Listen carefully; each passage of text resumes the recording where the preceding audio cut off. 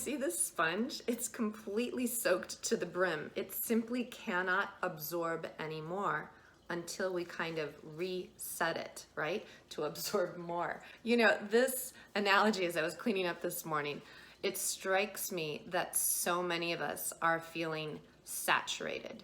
We are at a point in our general society and in our corporate or our personal lives where we may be feeling overloaded and unable to focus with efficiency, to be able to absorb all of the information that is coming at us and be able to act with intentionality and use our energy to move things forward. And the sense of feeling saturated does not allow us to bring our typical resourcefulness to the table. And you know, it can come from a number of different sources. I mean, certainly there is an overwhelming amount of information available to us and a lot of conflicting information. We used to joke that we needed to triangulate information to make sense of truth and, you know, in market research. Today, with a lot of the information going on and different sources trying to influence us in different directions, it's almost like we need a hexagon of truth to try to make sense of truly what is at play. So an overwhelming amount of information can leave us feeling saturated. A traumatic or surprising event that puts us into crisis mode can leave us feeling less resourceful and able to apply and direct our energy in the manner that we normally used to. I think even running ourselves on overdrive for weeks on end, driven by the hormones of stress, because we are pivoting from one, you know, sort of situation to another. This, in fact, even this language of pivoting has become a buzzword. And I actually dislike the idea of pivoting, because if you think about it, one foot is planted firmly and you're not really evolving. You're just sort of reacting. You're not creating. And so this idea of what happens when we're falling into saturation and what can we do about it really was something I was thinking about this morning. And I think it's a sign that we may be stuck a little bit in crisis management or coping mode. And that's normal when we are hit by a source of stress and our nervous systems respond in the fight, flight, or freeze mode, and we go into the hormones of stress, adrenaline and cortisol, and we fall into kind of just survival. The pivoting is like, okay, let me stay anchored in something I know and let me just react, right? But it doesn't necessarily help us re-examine what we're anchored into to begin with that is more sustainable for the future. So today, I wanted to unpack 4 signs that we might be falling into saturation coping mode and what we might be able to do about it, okay? So the first one is watching out for what I would call an all or nothing mindset.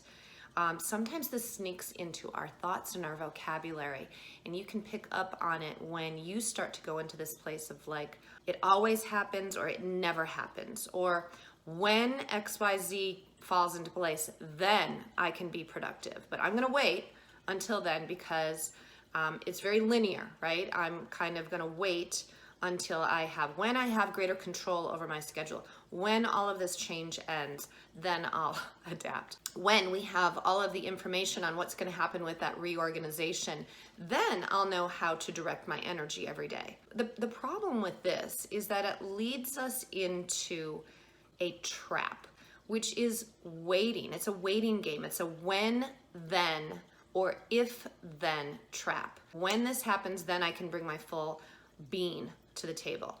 If this doesn't happen, then I'm gonna wait. And in the meantime, I'll just kind of pivot, right? It's a fallacy because it leaves us waiting for perfect information, perfect timing, perfect scenario, the new normal, whatever that is, right? And it doesn't allow us to take charge of our energy now. It actually leads us down the path into more saturation because we've got to consume more information, scan our environment constantly, make sense that there's not additional threats going on. This is, again, the survival mode of our nervous systems.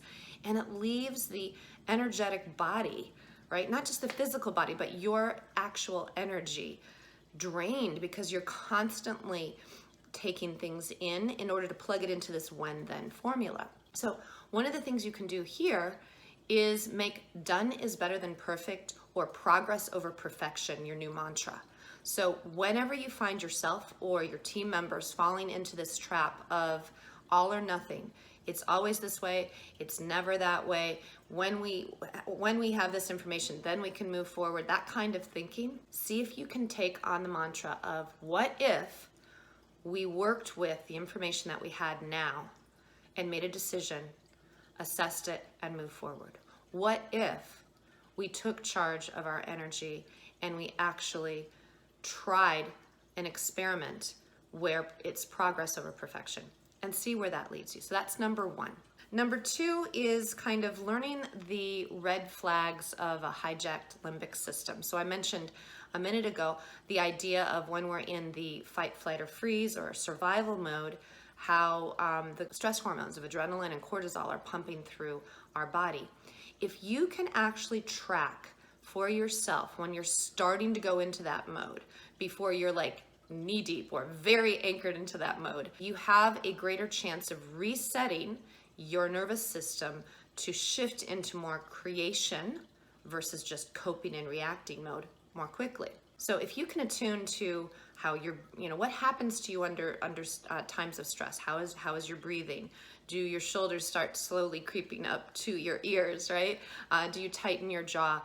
Do you feel a pit in your stomach? Just very subtle nuances of your physiology. When you take this physiology first mindset and really apply it as a lens throughout your day and notice, I've been going through this day, and about 11 or 12 o'clock in the morning and lunchtime, I'm starting to feel that my jaw tighten and I'm feeling my lower back tighten.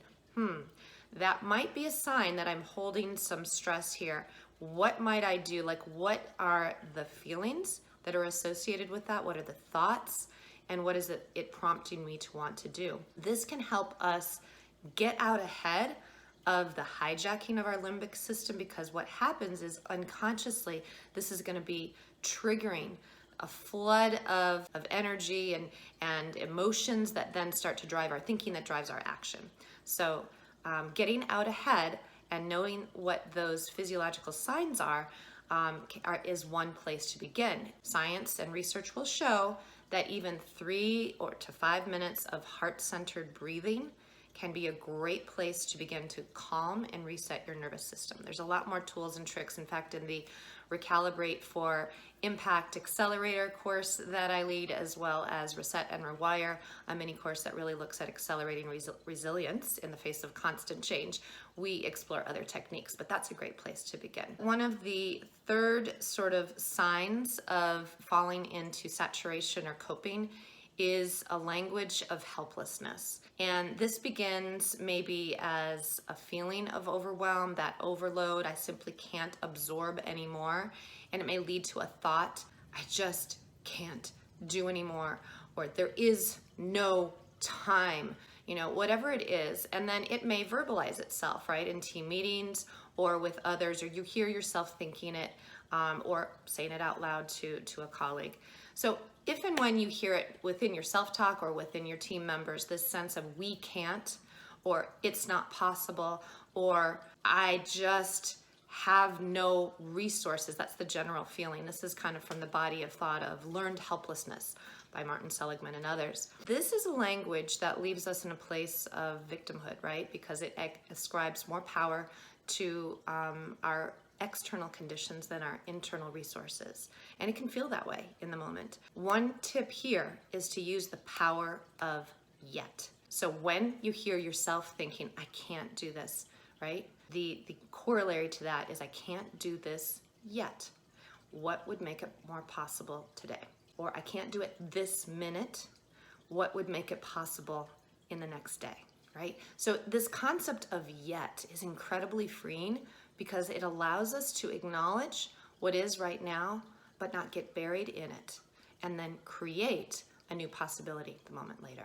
And I think the fourth sign of falling into a sense of coping or saturation is if you notice the urge to polish the message or to get just the right messaging inside of your organization or to your team. Now, while there is certainly important thought that needs to go into how we language changes in an organization or when there's an incredible amount of uncertainty in the marketplace, and we want to calm the nervous system of the collective group. How we choose to use our words and how we answer questions is, of course, it's important to bring intentionality to that. And yet, in today's environment, with this unparalleled amount of uncertainty, people can sniff out when there's too polished of a message, and it actually increases their distrust in your leadership. So how might you practice caring transparency to the extent that you can share whatever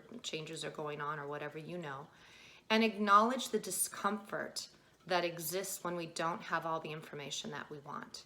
So how might you actually acknowledge with authenticity when changes happen, how it's uprooting, it can be uncomfortable, it can be difficult, you wish you had more answers to share with everybody, but one thing you know for sure is XYZ, right? Here's one thing that they can anchor into, and here's one belief that you have in their capacity to meet the ongoing challenges that will come ahead. That message is more important than ever to help us shift out of saturation and coping into greater resilience. So be careful if you find yourself or you see your organization's kind of culture is to polish, and make it kind of corporate speak.